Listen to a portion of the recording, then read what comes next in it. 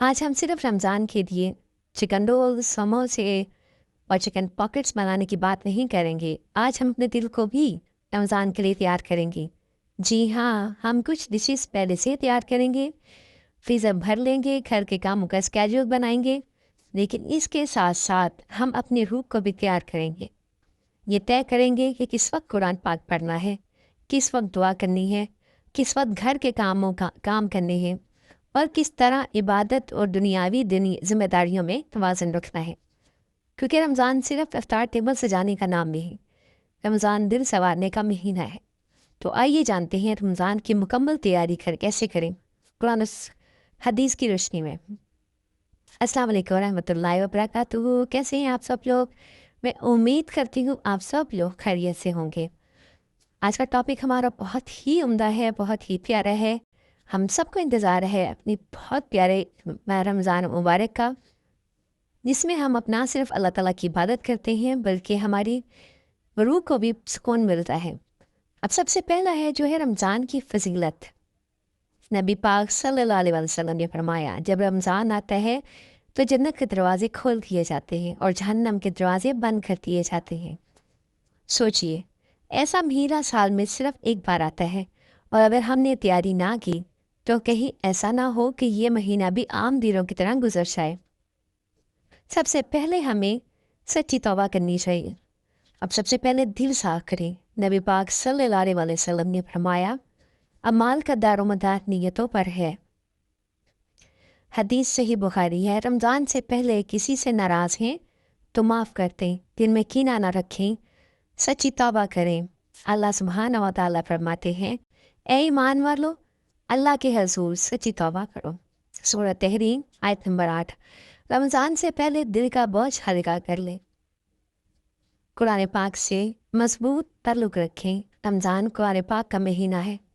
اللہ سبحانہ و تعالیٰ فرماتے ہیں رمضان وہ مہینہ ہے جس میں قرآن پاک نازل کیا گیا. حضرت جبرائیل علیہ السلام ہر رمضان میں نبی پاک صلی اللہ علیہ وسلم کے ساتھ قرآن کا دور کیا کرتے تھے. اپنی تیاری ابھی سے روزانہ قرآن پڑھنا شروع کریں تاکہ آپ لوگوں کی روٹین بنے. ایک پارہ روزانہ کا ہدف بنائیں. اگر آپ ایک پارہ نہیں پڑھ سکتے تو ایٹ لیسٹ ایک صفحہ ضرور پڑھیں، ترجمہ کے ساتھ پڑھیں. گھر میں قرآن کا وقت مقرر کریں. صبح فجر کے بعد پڑھیں، ظہر کے بعد پڑھیں یا عصر کے بعد پڑھیں. جس وقت آپ لوگوں کے پاس ٹائم ملتا ہے، کچھ بھی تھوڑا سا ٹائم آپ نے اس کو پڑھنا ہے. بے شک آپ فجر کے بعد پڑھیں، 3 منٹ 30 منٹ کافی قرآن پاک پڑھنے کے لیے. سونے سے پہلے کی دعائیں پڑھیں. صبح شام کے آپ نے اذکار پڑھنے ہیں لازمی. صبح فجر کی نماز کے بعد سے لے کے طلوع صبح تک، طلوع سورج جب ہوتا ہے نا، طلوع ہوتا ہے اس سے پہلے تک پڑھنے ہوتے ہیں صبح کے اذکار. اور جو شام کے اذکار ہوتے ہیں وہ عصر کی نماز سے لے کے مغرب کی نماز سے پہلے تک پڑھنے ہوتے ہیں. اب رمضان شریف کا اسکیجول کیسے بنائیں، یہ بہت ضروری حصہ ہے. سب سے پہلے سحری کے بعد 10 منٹ تلاوت کریں. ظہر کے بعد مختصر ذکر. عصر کے بعد قرآن یا اسلامی لیکچر ضرور سنیں. کسی وقت بھی، اسپیشلی جب آپ لوگ افطاری بنا رہے ہوں، اس وقت اپنا لیکچر، کسی کا بھی لیکچر یا سے ہی ابن کثیر کی آپ لوگ تفسیر اسٹارٹ کر لیں. کوئی آپ آج کل آن لائن لیکچر ہو رہے ہوتے ہیں، آن لائن دورہ قرآن ہو رہا ہوتا ہے، اس میں آپ لوگ مطلب آپ شامل ہو سکتے ہیں. اگر کسی کو شامل ہونا ہو تو پلیز مجھے کمنٹس کریں، میں آپ کسی کو بھی میں وہاں پہ ایڈ کروا دوں گی. افطار سے پہلے خصوصی دعائیں کریں. خصوصی دعائیں مغفرت کی اپنے لیے ضرور دعا کریں، بہت ضروری ہے. عشاء کے بعد تراویح، گھر کے کام صبح مکمل کریں. افطار سادہ رکھیں، بہت زیادہ آئلی چیزیں مت کھائیں کیونکہ وہ صحت کے لیے نقصان دہ ہوتی ہیں. پوری کوشش کریں کھجور اور پانی کے ساتھ روزہ افطار کریں. اس کے بعد نماز پڑھیں. نماز کے بعد پھر آپ کچھ کھانا کھائیں یا کچھ بھی ہے وہ آرام سے کھائیں، اور کوشش پوری کریں اگر افورڈ کر سکتے ہیں تو چھوٹا سا باؤل فروٹ کا ضرور لیں. مکس فروٹ کا لے لیں یا کوئی ایک کی موسمی جو بھی فروٹ ہو اس کا لے لیں. اور لیمن واٹر یا گوابا آج کل آیا ہوا، اس کا جوس بھی بنا کے آپ لوگ پی سکتے ہیں. اس کے بعد بچوں کی بھی باتوں میں شامل کریں. رمضان میں وقت کو کنٹرول کرنا سب سے بڑی کامیابی ہے. کھانوں کی تیاری لیکن حد میں. جی ہاں، ڈشز تیار کرنا آپ غلط نہیں ہے. کھڑے سموسے بنائیں، پکوڑے، رول، چٹنی سب پہلے سے تیار کر کے فریز کر سکتی ہیں. جیسے کہ آپ میرا بھی آج دیکھ رہے ہیں کہ میں نے چکن کو قیمہ بنایا. قیمہ بنا کے میں نے اس میں سمپل میں نے بھونا ہے پیاز کے ساتھ اور ٹماٹر کی پیسٹ کے ساتھ. اور بعد میں نے اس کے وہ فرائی اس کی ویڈیو میں نہیں بنا سکی، لیکن بعد میں نے فرائی کر کے اس میں مٹر بھی ایڈ کر دیے تھے. اور سموسا پٹی جو بازار میں ملتی ہے اسی سے میں نے چکن پاکٹس بنا لیے اور اب ان کو فریز کر دوں گی. اور انشاءاللہ رمضان میں جتنا ہوں گے اس کو نکال کے ہم بنا لیا کریں گے. ڈیپ فرائی میں نہیں کروں گی، میں ان کو شیلو فرائی کروں گی. اور ساتھ ساتھ یہ پورا دن کچن میں نہ گزار دیں. عید رمضانوں کے دن اسپیشلی پورا دن بالکل کچن میں مت گزاریں. ظہر پڑھیں آرام سے، اس کے بعد ذکر اذکار کریں، قرآن پاک پڑھیں، ٹائم نکالیں 1-1.5 گھنٹہ. عصر کی نماز کے بعد آپ لوگ کچن میں جائیں. تو بہت ٹائم ہوتا ہے، انہی ٹائم میں ہی ہوتا ہے. سم ٹائم جب آپ نے چیزیں اسکیجول کی ہوتی ہیں تو آپ بہت ایزیلی 1 یا 1.5 یا 2 گھنٹے کے اندر اندر پوری گھر کی افطاری آرام سے تیار کر سکتے ہیں. رمضان عبادت کے لیے ہے، تھکن کے لیے ہے. آپ نے تھکنا بالکل بھی نہیں ہے. نماز اور قیام کی تیاری. نبی پاک صلی اللہ علیہ وسلم نے فرمایا جو شخص ایمان اور ثواب کی نیت سے رمضان کے قیام کرے اس کے پچھلے گناہ معاف کر دیے جاتے ہیں. ابھی سے 5 وقت نماز کی پابندی شروع کریں. تہجد کی عادت ڈالیں. موبائل کم استعمال کریں. اسکرولنگ کم کریں، کیونکہ جب ہم موبائل استعمال کرنے لگتے ہیں ٹرسٹ میں ٹائم کا پتہ نہیں چلتا کہاں جاتا ہے. گھنٹوں آپ گزار سکتے ہو اس پہ. اور یہ جو رمضان ہے وہ دوبارہ کہیں آنا ہمیں نہیں پتہ. یہ رمضان یا اس سے اگلا رمضان کس کے نصیب میں ہے اور کس کے نصیب میں نہیں ہے. لیکن میری دعا ہے کہ اللہ تعالیٰ ہم سب کے نصیب میں یہ والا رمضان اور یہ بہت سارے رمضان ہم سب کے نصیب میں کریں اور خیر و عافیت کے ساتھ کریں.